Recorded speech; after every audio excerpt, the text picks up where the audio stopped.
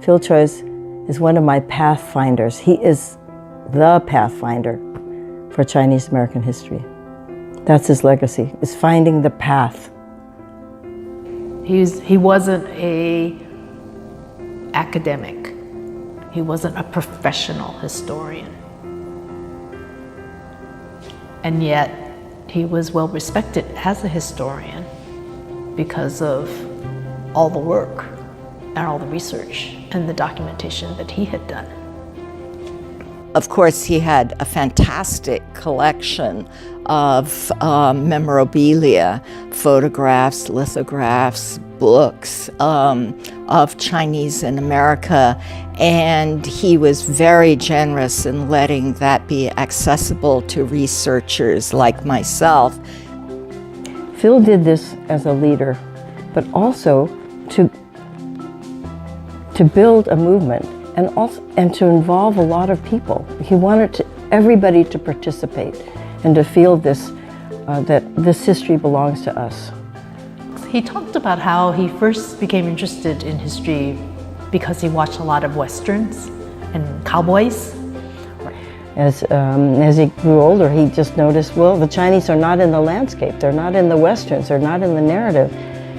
So in the mid-1970s, Phil did this program called Gamsan Ha, Gold Mountain Guest, and he talked about the history of Chinese in America. So this was the first time I can recollect seeing Chinese faces on American television. I committed my life to researching and writing about Chinese in America on both sides of the Pacific, in fact. And it was really because of Phil.